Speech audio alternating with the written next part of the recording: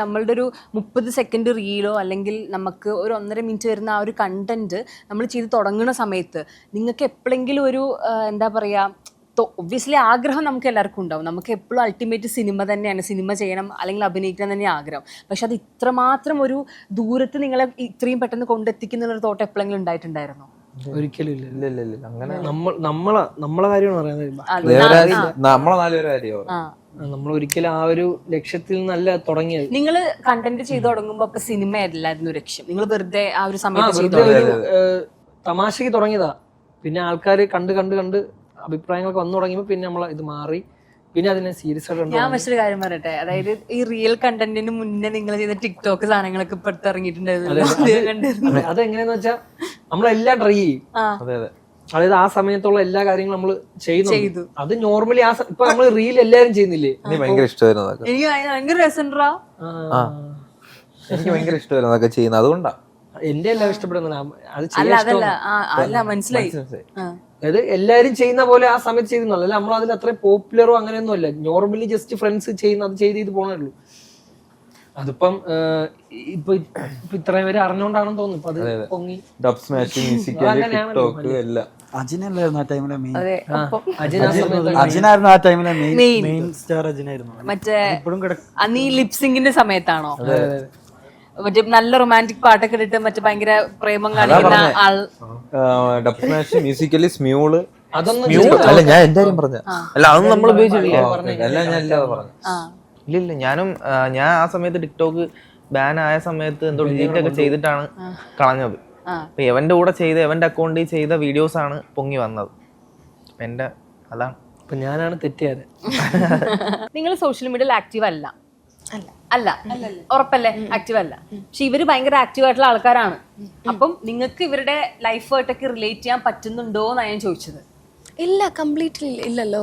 അവർക്ക് കിട്ടുന്ന ഇപ്പോൾ സെറ്റിലാണെങ്കിലും ജൂനിയർ ആർട്ടിസ്റ്റ് പിള്ളേരൊക്കെ എനിക്കിപ്പോഴും ഓർമ്മയുണ്ട്. ഞങ്ങളിവിടെ സ്കൂളിൽ മരത്തിൻ്റെ സൈഡിലിരുന്ന് സംസാരിച്ചുകൊണ്ടിരിക്കുക, ഷൂട്ട് പോയിക്കൊണ്ടിരിക്കുകയാണ്. അപ്പം ഞങ്ങൾ സംസാരിച്ചുകൊണ്ടിരിക്കുക. അപ്പോൾ അവിടെ ഉണ്ടായിരുന്ന കുറേ ടീംസ്, കുറേ ലൈക്ക് ജൂനിയർ ആർട്ടിസ്റ്റ് പിള്ളേരൊക്കെ നോക്കിയാ അല്ലെ, നോക്കിയാ നോക്കിയേ, ഞങ്ങളതെല്ലാം അവരുടെ നമ്മൾ അതുപോലെ ജൂനിയർ ആർട്ടിസ്റ്റ്, ഞങ്ങളും ജൂനിയർ ആർട്ടിസ്റ്റ് ആണ്. അപ്പൊ അതുപോലത്തെ കുറെ അതെ അങ്ങനെ കുറെ ഇത് കണ്ടിട്ടും ഒക്കെ ഉണ്ട്. ഞങ്ങൾ ആർട്ടിസ്റ്റാന്ന് അറിയത്തില്ലല്ലോ. അപ്പൊ ഞങ്ങൾ ഈ ജൂനിയർ ആർട്ടിസ്റ്റുകളുടെ കൂടെയൊക്കെ മാറിയും തിരിഞ്ഞൊക്കെ ഇരിക്കുമ്പോ ഇവരവിടെ ഇവിടെ കുസ്കുന്നൊക്കെ ഞങ്ങളിങ്ങനെ കേൾക്കും. ആൺകുട്ടികളാണെങ്കിലും പെൺകുട്ടികളാണെങ്കിലും പെൺപിള്ളേര്. അതെ, അലനാണ് അപ്പോ. അതെ, അലനെ മതിയല്ല. ശരിക്കും അങ്ങനെയാണോ? ഇല്ലല്ലോ, എല്ലാരും ആണല്ലേ? ആ ഒരു എന്താ പറയാ നാക്ക് എന്താണ് അത്? എന്തിനു പറയാൻ, അല്ല അതൊക്കെ സ്കൂൾ കാലഘട്ടം തൊട്ടേ ഉള്ള പരിപാടിയാണ് അതൊക്കെ. അയ്യോ അങ്ങനെയല്ല, ഇതിപ്പോ അതായത് പെൺകുട്ടികൾക്ക് ഇടയിൽ കിടന്ന് അങ്ങനെയല്ല. ഞാൻ അങ്ങനെ കാണിച്ചിട്ടുണ്ടാണ് ലൊക്കേഷനിൽ. നല്ല പയ്യന അങ്ങനെ കാണിച്ചതല്ല. ഇത് നമ്മള് ഫ്രണ്ട്സിന്റെ ഇടയിൽ കാണിക്കുന്നതൊക്കെ ചിലപ്പോ പിള്ളേരൊക്കെ കണ്ടിട്ട് ഇഷ്ടപ്പെടുന്നതായിരിക്കാം. പറയാൻ പറ്റും, ചിലപ്പോ അഭിനയം കണ്ട് ഇഷ്ടപ്പെടുന്നതായിരിക്കാം. അല്ല വിനായകൻ എന്താ പറയാനുള്ളത് അലന്റെ ആ ഒരു പ്രത്യേക കഴിവിനെ പറ്റി? അസൂയ തോന്നാറുണ്ടോ? കൊതി തോന്നാറുണ്ടോ? ഇതെങ്ങനെ പറ്റും?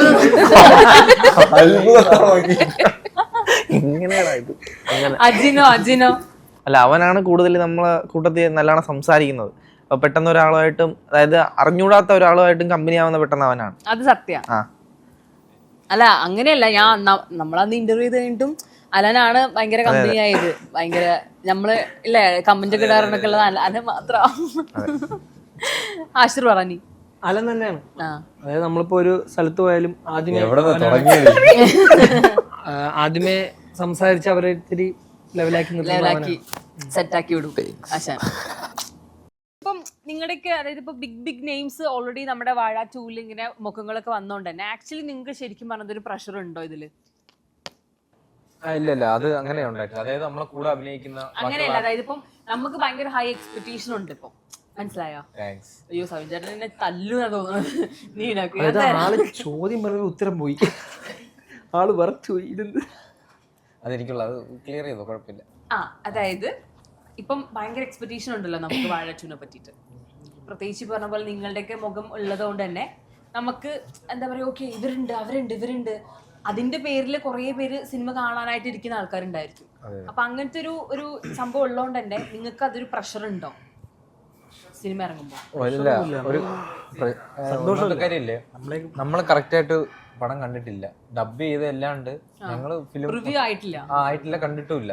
അപ്പൊ ഞങ്ങളും പ്രേക്ഷകരെ പോലെ തന്നെ എക്സൈറ്റഡ് ആണ് പടം കാണാൻ.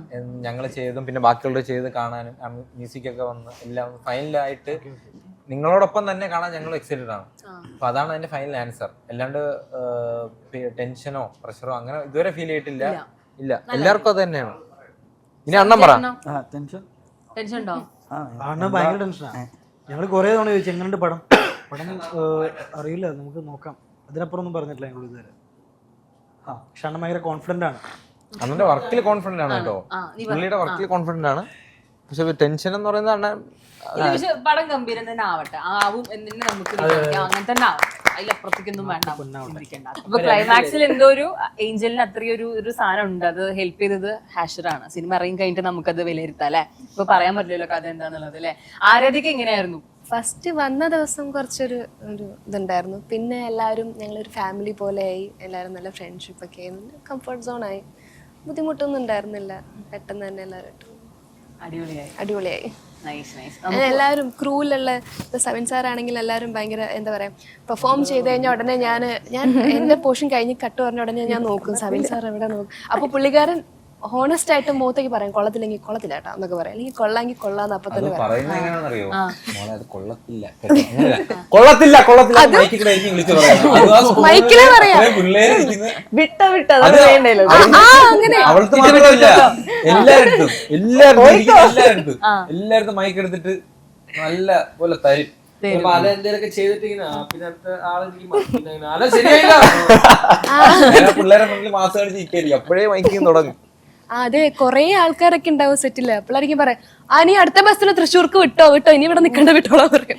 ഇപ്പൊ ഞാൻ ചോദിക്കട്ടെ, അതായത് നമുക്കിപ്പം ഞാൻ ഇപ്പൊ ഫ്ലോറിൽ നിൽക്കുമ്പോ എനിക്ക് എന്റെ ഡയറക്ടർ എന്റെ അടുത്ത് ഇങ്ങനെ പറയുമ്പോൾ എനിക്കിത് ആ സമയത്ത് പെർഫോമൻസിനെ ഭയങ്കര ബാധിക്കുന്ന ഒരാളാണ് ഞാൻ. അപ്പം നിങ്ങൾക്ക് ശരിക്കും എങ്ങനെയാണ് സെറ്റിൽ ഇതേപോലെ തന്നെ വിട്ടോ എന്നൊക്കെ പറയുമ്പോൾ നിങ്ങളുടെ കോൺഫിഡൻസ് പോകും? അയ്യോ ഇല്ലില്ല, അത് നമുക്ക് പുള്ളിയെ നല്ലതുപോലെ അറിയാം. അറിയാം. അപ്പൊ നമുക്കിടയിലാണ് കേട്ടോ എല്ലാരും അതെങ്ങനെ എടുക്കുന്നില്ല. ഈ ഇരിക്കുന്നവർക്ക് അത് അറിയാം, ഇങ്ങനെ എല്ലാവർക്കും അറിയാം പുള്ളി എങ്ങനെയാണ്. അപ്പൊ പറയുന്നത് കൊള്ളിച്ചല്ല, എന്നാലും രണ്ട് കിട്ടുന്ന എല്ലാരും തന്നെ കിട്ടട്ടെ, കുറച്ച് കളിയാക്കൽ കിട്ടട്ടെ എന്നുള്ള അങ്ങനെ തന്നെ പറയുന്നത്. കുഴപ്പമില്ല. അപ്പൊ നിങ്ങൾക്ക് ഓക്കെയാണ് സരൺ ചേട്ടൻ പറഞ്ഞിട്ടുണ്ടെങ്കിൽ അങ്ങനെ കംഫർട്ടബിൾ ആക്കും. അപ്പൊ നല്ല ഭയങ്കര എന്താ പറയാ ബഞ്ച് ഓഫ് ആൾക്കാരാണ് മൊത്തം എല്ലാവരും. വാഴ ടു അത്രയും അല്ലേ, നല്ല വാക്കല്ലേ. ഇത്രയും ആൾക്കാരെ പറ്റി പറഞ്ഞത് എനിക്ക് ഇഷ്ടമാണ് കേട്ടോ. ഓക്കെ,